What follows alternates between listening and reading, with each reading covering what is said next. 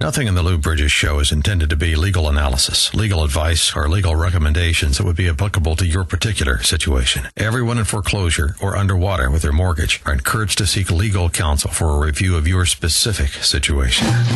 Welcome to the weekly broadcast of the Lou Brydges Show, telling the truth about the foreclosure crisis and the greatest financial crime spree in history. Are you in foreclosure, at risk of foreclosure, or underwater with your mortgage? Do you know someone who is? Every week on this show, you'll get real answers from a real attorney. Lou Brydges will explain options in the foreclosure process. He'll talk about defective mortgages, mortgage restructuring, loan modification, short sale negotiation, and discuss what to look for when choosing a foreclosure defense attorney. Lou is an experienced foreclosure defense lawyer on the front lines of mortgage defense and litigation. Lou is dedicated to helping you keep your property. And now it's time for the Lou Brydges Show and the truth about foreclosure. Here's your host, Lou Brydges. Good morning, Chicago. The greatest financial crime spree in history. And that's what we've gone through in the last 10 years, and that is what's continuing as we speak today. I'm Lou Brydges. I've got my sidekick here, Mike Main. Good morning, Chicagoland. Our producer, Debbie Schreiber. She's waving. Thomas Jefferson was a very intelligent man, extremely intelligent man, and a very deep thinker. And he warned future generations of Americans. He warned us. He spoke to us. Somehow these very brilliant people can see the future, and Thomas Jefferson could see, and he could see what would be our biggest danger. And he warned us about what's happening today. You see, when banks are allowed to do anything other than just banking, which they were never allowed to do until just a recent few years, banks were restricted to banking. You deposited money there. They would give you a return or checking account or a certificate of deposit and a short return. The board of directors would loan out money. They would approve loans that were suitable for the community, for people to build businesses and houses. Infrastructure. And national banks and the investment banks out of New York would raise money for things like building national highway systems and dams and things like that in conjunction with the federal government at times. But when banks were allowed in the mid-'90s to start doing far more than banks, all the local banks, all your local community banks, even your regional banks, were squeezed out of mortgage lending and were squeezed out of a lot else. And banking has become dominated by a very, very few small players, which means all the money is concentrated in there's about a dozen institutions, but about 4 or 5 of them have the vast majority of all the funds, of all the actual currency and the capital. And they can be using that through their power to create debt to actually create more currency and more power. And the problem is that when they are allowed to get into more than banking, they can use this power, abuse this power to control markets.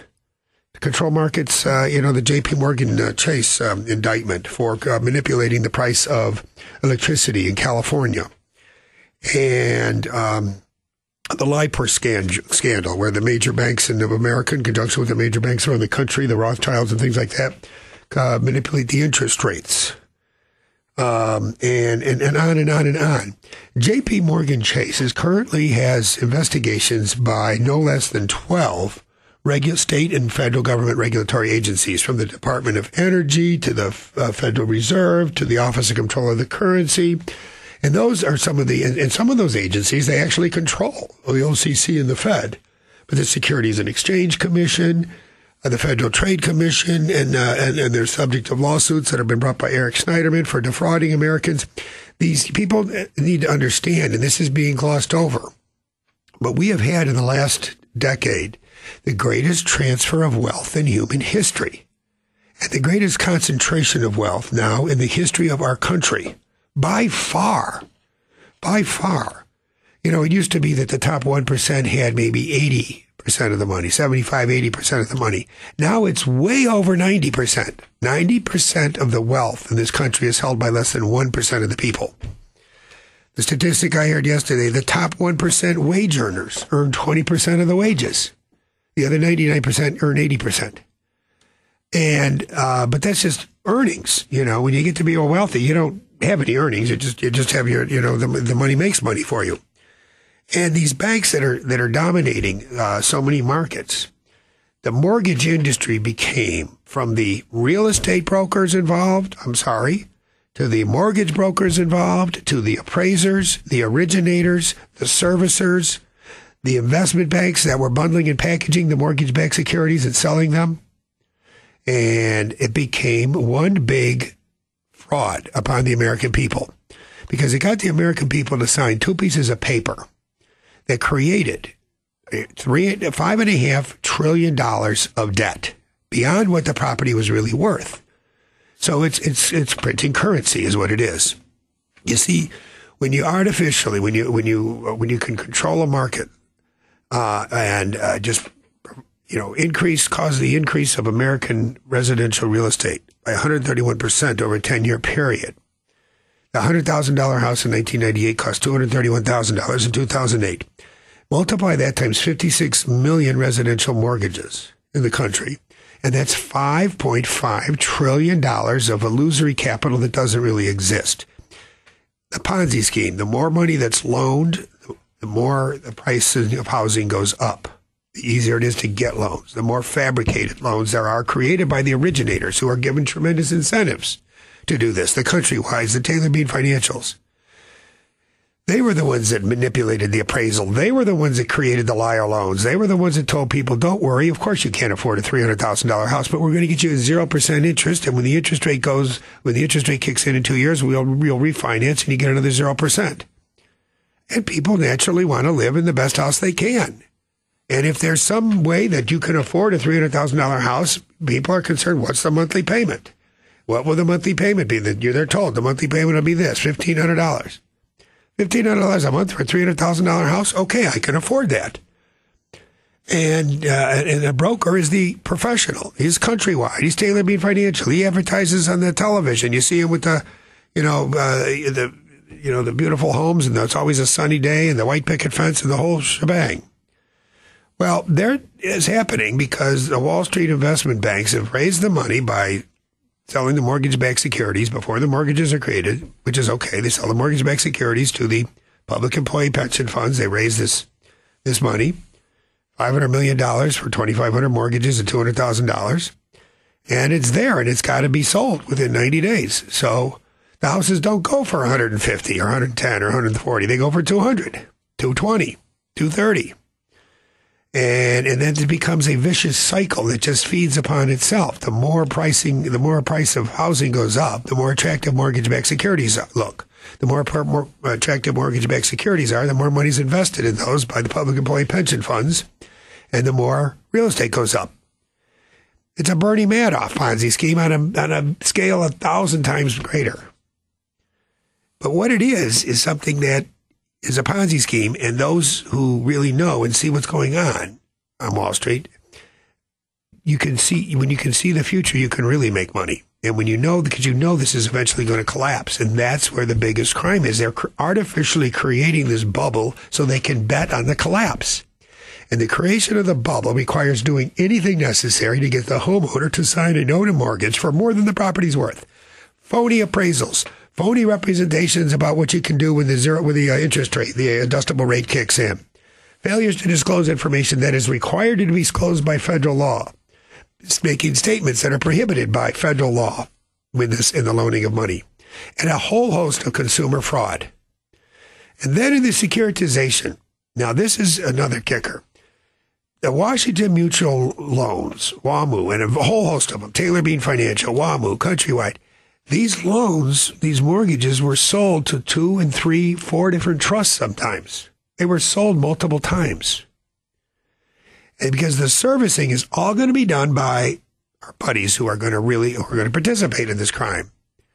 Wells Fargo, Bank of America, JP Morgan Chase, U.S. Bank, Deutsche Bank are criminal enterprises that have been engaged in widespread unlawful activity for a decade now, and are continuing to this day.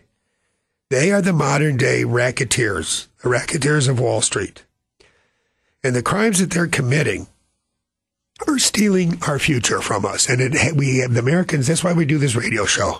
Not to promote, so we like to promote Brydges and O and Associates and help people as much as we can. But the thing is that this is being largely overlooked by the mainstream media, with the exceptions of Gretchen Morgenson of the New York Times. Matt Tabai of Rolling Stone magazine has done some great work. The Frontline series on PBS has done some outstanding work on this. Everyone needs to see the movie Inside Job. Read the book Too Big to Fail. All the crooks are here. And Americans need to stand up and prevent this, because I'm telling you, we're losing it. And we're going to lose it big time. We've got the largest concentration of wealth in U.S. history. Join us at facebook.com/The Lou Brydges Show.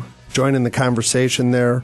Find out a lot of information there. As well, give us a call, 224-513-1231. Do not just give up your home. You have some rights. You can fight back. You can keep your home and get a fair mortgage.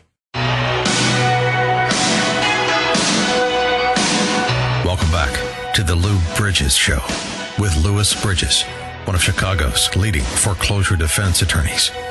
Here's Lou to tell you what to look for when hiring a foreclosure defense attorney and how to avoid being conned on AM 560. The Answer.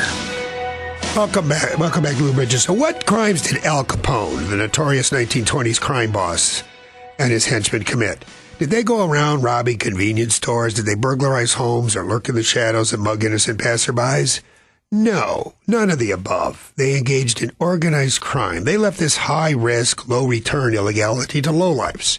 Kingpins like Capone ran rackets. They sold protection. They loan sharked. And they sold outlawed bootleg liquor. I'm reading from the post that appeared in Too Much. Racketeering, of course, is still going on strong today, much stronger than ever in history. But the get-up of the contemporary racketeers has changed. Our most highly compensated racketeers today, the Al Capones of our time, don't wear fedoras. They wear power suits. They work on Wall Street. They run Wall Street, and they run a lot of the agencies that are supposed to be regulating Wall Street. We have learned in the last 10 years that America's biggest banks have been nurturing a systemic fraud for years, bankrolling mortgage operations that thrived on phony appraisals, liar loans created by the originators, and then slicing and dicing the resulting junk mortgages into exotic securities they marketed for exorbitant fees to unwary investors, and then bought the credit default swaps and derivatives, making a bet that they would have a large number of defaults. Eventually, this whole house of marked cards has collapsed, and millions of people have lost their homes. Millions of communities have been deserted. Millions of families have been disrupted. Kids taken out of school. Families broken apart. And yet there is very little being said or talked about this on the mainstream media. You have to go to Frontline or PBS or to Rolling Stone or to New York Times. But there is a lot in academia that is talking about this. There's going to be a lot of books written about this. Yeah, this is going to be cover sections of libraries. But, the thing is we've got is banks because, again, when you have, and what Thomas Jefferson warned us about, when he said our biggest danger is not standing armies, it's allowing the private banks to do anything other than banking. Because when the entity that has all the money can engage in other things other than banking, they can start to control markets, and they can start to manipulate markets. And you have to understand, if a corporation can do that to make money, it will do that. Corporations are soulless creatures. Their corporate charter is to make, for a for-profit company is to make money. Not-for-profits, their corporate charter is usually to engage in some sort of non-for-profit thing, oftentimes an eleemosynary, a charitable thing, or to be an association or whatever. But a for-profit corporation, by definition, what it's going to do, the board of directors has to do, supposed to do, is not based on any moral decision. It's based on what is most profitable. And if it's more profitable to break the law and pay the fine when you're caught, well, then that's what they do. They're not supposed to do that, but by the corporate charter, and that is ultra vires, which brings up a lot of points. But the thing is that everything, Bank of America, okay, they sponsor the Chicago Marathon. Great. A lot of people have a great time. It's a wonderful thing. It's like Boston. It's a wonderful community event. But they're not doing it out of any charitable. It's good publicity. That's it. And, it's to defray, it's to create this goodwill so that when people like myself and the other, the academicians and the people, that study this and the news reports and the documentary films and the PBS reports and things like that, Braze and, the Eric Schneidermans bring the lawsuits for the fraud and the Securities Exchange and all the regulatory agencies go after them. It's, they overstepped the bounds a little bit. They were a little aggressive, and we've got too much regulation in this country, and it inhibits bank. No, you see, our country was built when the best and the brightest went into things like engineering and building things and creating things and construction and science and NASA. We don't have any of that anymore. We couldn't build a Hoover Dam today. We couldn't build a Panama Canal today. We couldn't put a man on the moon today. We don't even have a NASA program. You know why? Because all the money and all the effort and all the intelligentsia goes to Wall Street to make money pushing paper. It creates nothing. Finance used to be something that was used to create things, to build national highway systems, to build hospitals and dams and bridges and control flooding and all kinds of things like that. And now the finance has become the tail wagging the dog. Finance is done just to create finance. And so many of the Wall Street investment bankers aren't making money funding anything productive. They're making money coming up with these exotic, crazy, bets, really. Way to gamble. It's a casino. It's becoming a country of casinos. The only thing that's being built, the biggest, grandest structures being built are casinos. And the Wall Street, the towering towers on Wall Street. They don't house anymore. It used to be that in New York, that's General Motors headquarters. That's the headquarters for Ford, or it was in Detroit. But, it was large corporations. IBM is announced last week. IBM used to be Big Blue. The big, they built these great machines, all kinds of great machines, and employed people.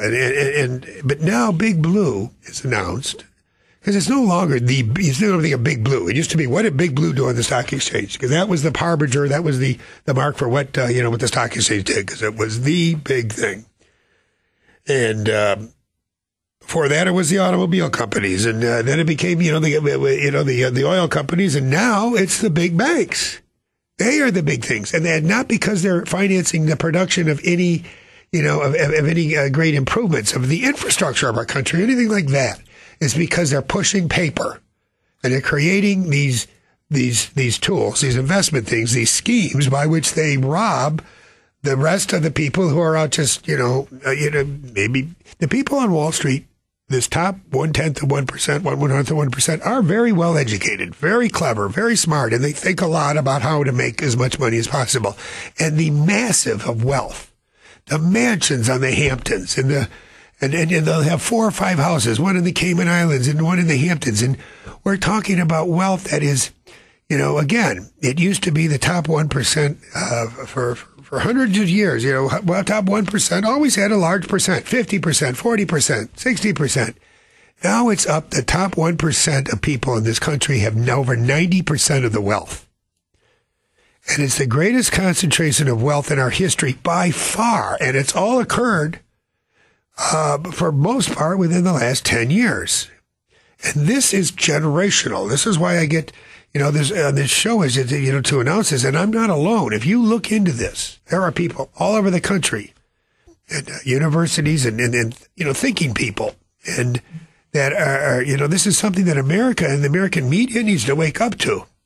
But we're going against entities that have tremendous power to manipulate the public perception as to what they are. And if you think about it, all those commercials you see, the banks are always created and represented, the JP Morgans, all the great things they can do for you, how they can help you realize your dreams, and Bank of America and all of them. This is all the biggest pile of crock you're ever going to see. Because these are criminal institutions that have more federal agency investigations and actions pending against them. Everything from, why is it that these... the Energy Commission has bringing criminal charges against J.P. Morgan. What is J.P. Morgan doing in controlling utilities anyway? These are supposed to be public utilities, but they own a lot of the power plants and things. And what are they doing in the commodities? Why are they? Because they can manipulate the commodities prices. When you have that much buying power, you can manipulate the price of things. And then you can make it go up and you can make it go down. And then you can buy these crazy investment tools that make money when the price of the commodity moves.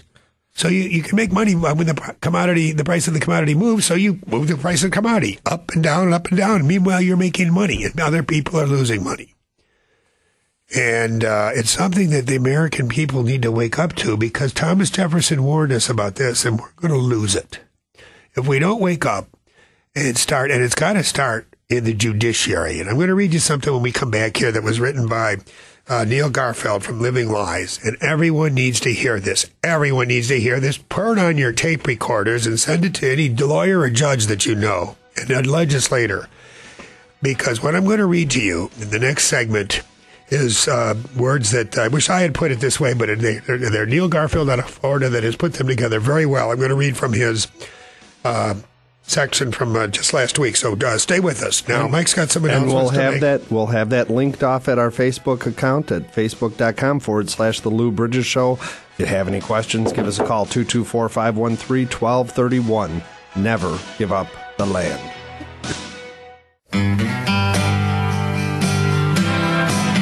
Louis Brydges of the law firm Brydges & O & Associates, one of the leading foreclosure defense firms in the Chicago area, rejoins you now on the Lou Brydges Show. Here's Lou on how you might avoid foreclosure and deal with a mortgage that's underwater. Neil Garfield, Jeff Barnes, and some people in Florida have been doing some outstanding work in the foreclosure defense field and in disclosing the truth about the greatest financial crime spree in history and the banks and what they're doing in the country to say. And I'm going to read for you from a post from Neil from his site, Living Lies, which I encourage all of you. It's called Living Lies Weblog. This is a post from September 6th. I'm going to edit it a little bit. But Neil writes, most borrowers don't fight foreclosures, and most judges consider the defenses of borrowers a waste of time. Well, they're half right. Foreclosures are a waste of time, but for the opposite reason than is thought to be true. You see, it's thought that there was a legitimate loan, properly documented, sold, and then foreclosed by the owner of the loan. Nothing could be further from the truth. The logjam in the courts is a self-imposed by a judiciary that refuses to follow its own rules, especially requirements of pleading that the loan was made by the originator, not the holder of the loan now, which is a big distinction because the originator is a broker and he owes a fiduciary duty. I'm adding to that. That's not in Neil's. That's why he says that. And it's a big distinction because it was a breach of that fiduciary duty and there was unlawful inducement, deceptive inducement, fraudulent inducement. Anyway, getting back to what Neil writes here. The logjam in the courts is self-imposed by the judiciary that refuses to follow its own rules, especially requirements of pleading that the loan was made by the originator and proving that the actual sales of the loan occurred as set forth in the PSA. That's the pooling and service agreement. Because if it didn't occur according to the PSA, well, then it didn't occur under New York and Delaware law, which is the trust law that controls, and that is being New York and Delaware. Very established, hard, good trust law that is followed everywhere by all other states. This is not a avoidable transfer. It is a void transfer because it didn't occur according to the PSA.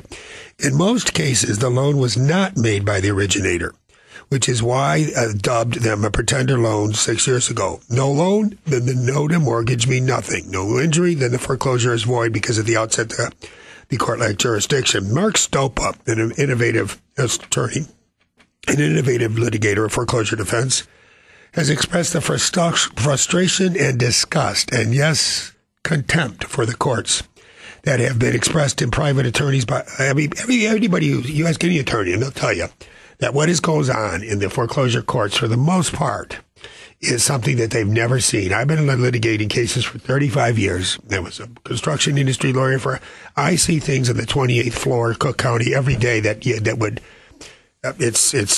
I've never seen before. There's something very, very, very strange going on in some of the foreclosure courts of this state. The judges are irritable because of the backlog of cases, but instead of looking at the root cause of the problems, namely their own bad rulings, The legislature and the bench are essentially blaming the victims of the greatest economic crime in human history. The judges are irritable because they have married themselves to a failed group of assumptions and continue to issue rulings inconsistent with due process and the realities of the loan subject to the claims of securitization. This is turning into a body of law that will allow a convicted felon for economic crimes to commit a variety of acts for which he can argue are not punishable. Using the assumptions of many judges on the bench, anyone can initiate a foreclosure on your home, claiming to be a servicer and claiming some vague authority to represent some vague undisclosed lender that they don't even know who it is. You don't need to allege that you loaned any money. You don't need to allege who bought the loan. All you need is a copy of a recorded mortgage and a copy of an alleged lost note. Fabricating the lost note for copying is as easy as a Photoshop. You allege a date when the borrower stopped paying, demand payment and proof, and you give a copy of a note and a copy of a recorded mortgage, and you get given a judgment and a sale date. At the auction, guess who gets the bid? And guess who gets 99% of the properties? The bank, and they don't have to put up any cash. They submit what's called a credit bid, a no-cash bid. And they're issued a deed, a sheriff's deed, and that is confirmed by the court. And then if you don't appeal in 30 days, that becomes final. And there's even some things that even if you find fraud on the 31st day, you find absolute incontestable fraud, which you would find in about 90% of the cases, you can't undo the foreclosure because more than 30 days has passed. Because there was a statute that said if you found some fraud within 2 years in any type of cause of action, you could undo the judgment. Well, there's a justice in the first district trying to protect all the bad judgments that were entered by the circuit court, the Chancery Division of the Circuit Court of Cook County, that said, well, this statutory cause of action that was created by the legislature doesn't apply to foreclosure actions when the bank wins. It would apply if the homeowner won by fraud, but it doesn't apply when the bank wins by fraud. So if you haven't appealed within 31 days and you do find fraud, so what? That's it. We can't undo the sale. Even though it wasn't a third party who bought the property, it was the bank itself, but 31 days is elapsed. It's too late. Well, that decision is so bad that it's good because there's going to be the second district has ruled in the opposite, and now the Illinois Supreme Court is going to rule. And just like they did when in the ridiculous contention that Rahm Emanuel wasn't a resident of the city of Chicago, and the first district reversed the finding that he was a resident of the city of Chicago. He had just been called off to to serve the president of the United States, but he had kept his home. The Supreme Court came down so hard on the first district. Well, they're going to do that again because there has been, but see, things are changing, people. So if you're in foreclosure, if you're facing foreclosure, if you're underwater, you deserve a fair mortgage based on the true fair market value of the property. And at Brydges & Owen Associates, that's what we'll try to get you. But we're not alone. We'll give you the names of a couple of other, at least, hopefully, and hopefully there'll be a lot more of good attorneys.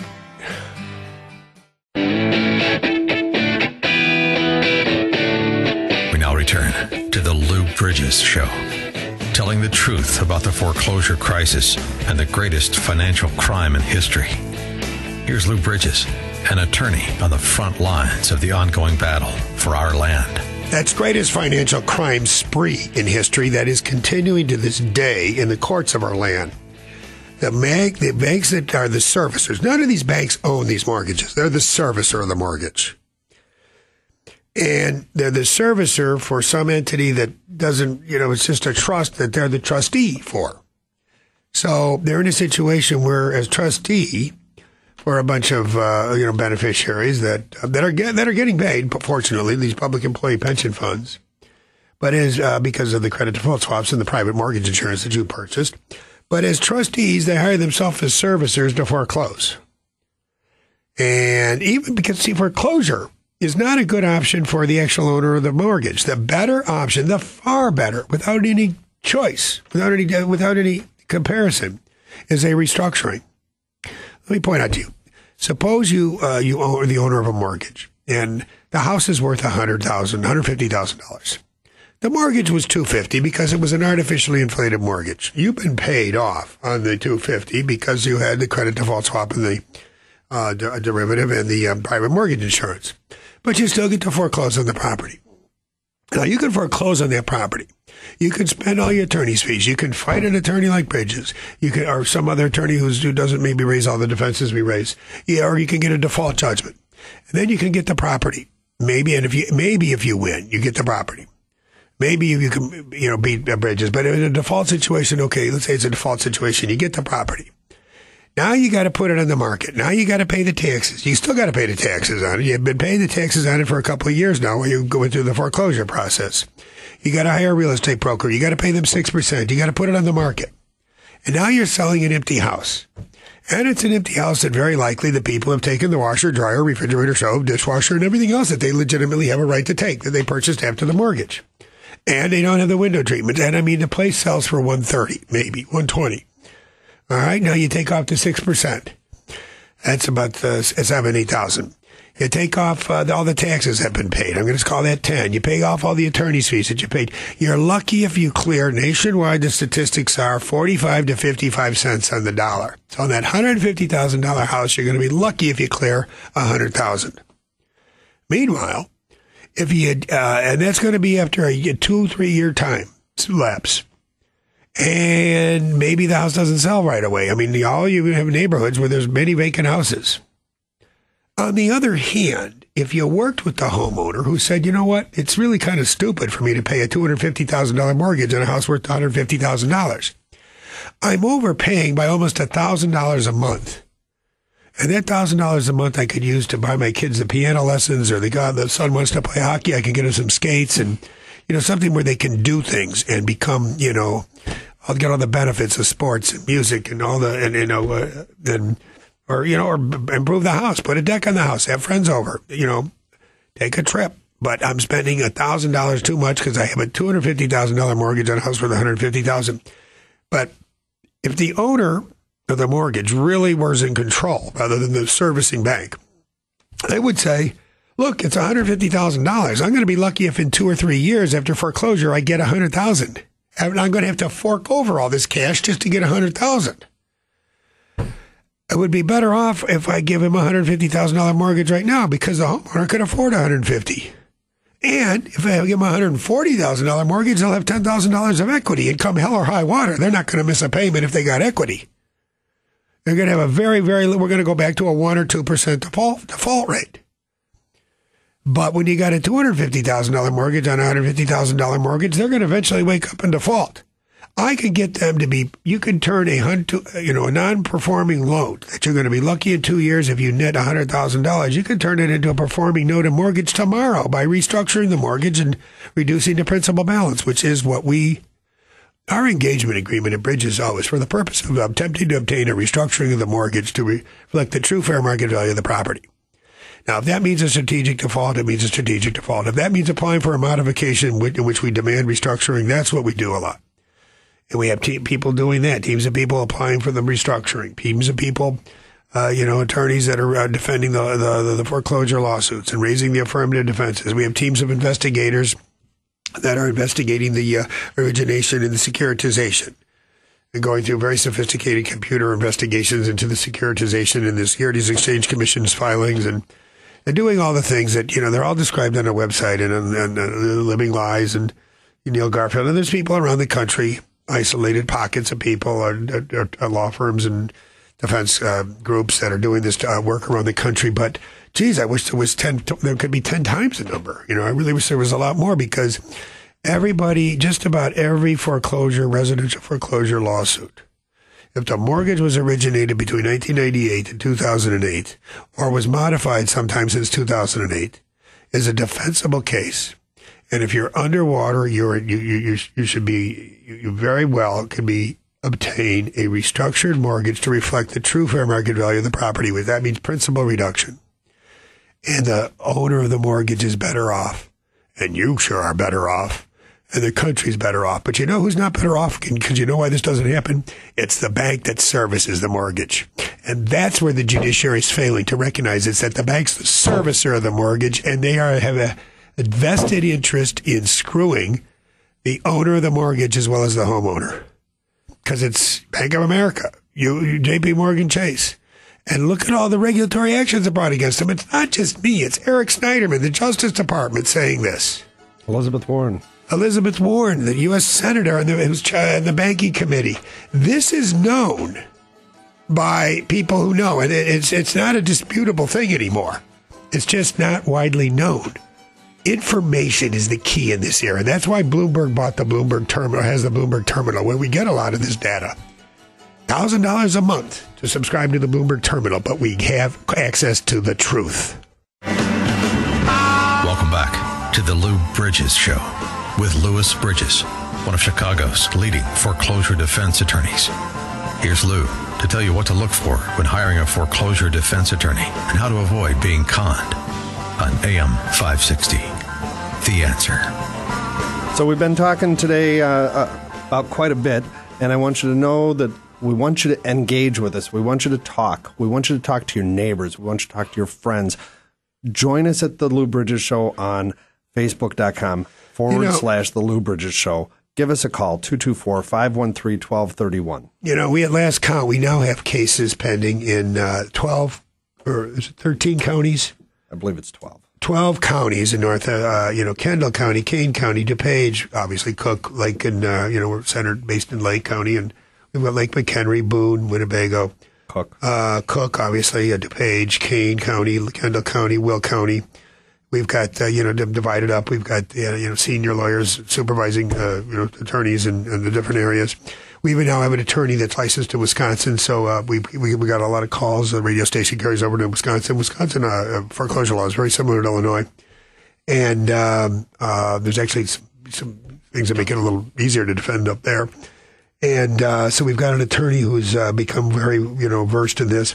You see, this is a field that does attract, this foreclosure defense does attract sort of I want to call it a legal academician, sort of an intellectual, somebody who's really always been into the academic aspect of the law, not your traffic court. Nothing against traffic court attorneys or, DOI attorneys and things like that. But, I mean, it's the same, this is a very sophisticated area, but it's also fascinating because, I mean, these Wall Street banks and these things are very clever, but it's the lies. It's the truth versus the lie.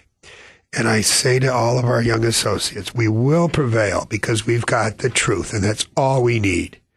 Every lie requires 3 lies to cover it up, and every one of those 3 more. And then the lies pile up and they crush themselves eventually. The thing is to hold out until that happens. And because it's happening now is that more and more it's coming out, and more of the very learned judges, the more influential ones, and the appellate court judges are starting to see, now, whoa, wait a minute. We've been doing a huge disservice to the public by pushing through these foreclosures faster. Not only does it create more, but it's not fair. It's not based on the truth.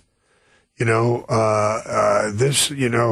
used to be, all the cases used to be brought in front of MERS, by the name of MERS, the Mortgage Electronic Registry. You don't see that anymore.